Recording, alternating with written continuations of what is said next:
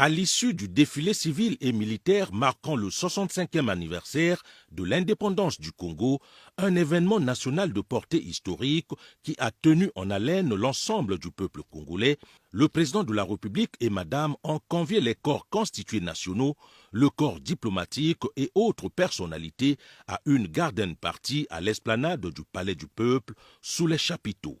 C'est un moment de détente et de convivialité au cours duquel le couple présidentiel a partagé le gâteau d'anniversaire avec tous les convives dans une ambiance festive.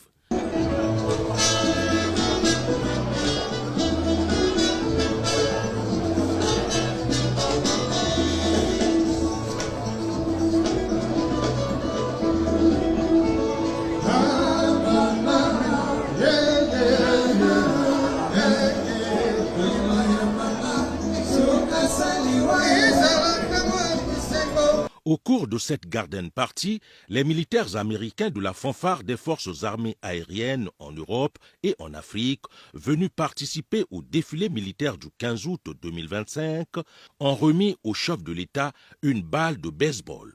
La chargée d'affaires de l'ambassade des États-Unis, Amanda Jacobsen, s'est réjouie de la prestation de la fanfare de l'armée américaine à ce défilé militaire, de même que Dominique Alsen, planificateur stratégique de la fanfare des États-Unis. C'était un grand honneur pour le gouvernement des États-Unis de fêter le jour national de la République du Congo avec le militaire américain. C'était un grand honneur pour nous d'avoir le militaire ici dans le défilé, notre fanfare américain. C'est la première fois qu'on vient au Congo. On est déjà venu l'année dernière et on a commencé notre coopération avec la fanfare des forces armées congolaises.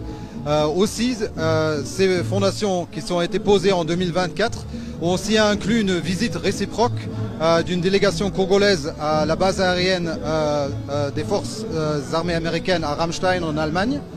Et puis ça a eu cette invitation qui était un immense honneur pour nous au nom de son Excellence le Président Denis Sassou Nguesso d'avoir été invité ici pour le 65e anniversaire de l'indépendance de la République du Congo.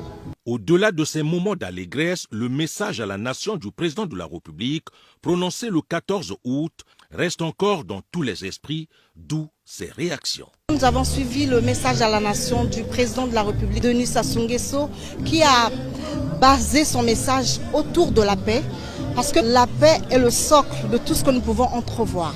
S'il n'y a pas de paix, nous ne pouvons pas entretenir ce que nous entretenons au quotidien. Il faut que cette paix soit préservée. Nous sommes convaincus que la personne qu'il nous faut, c'est le président de la République. Voilà pourquoi nous continuons à demander que nous souhaitons poursuivre la marche avec lui.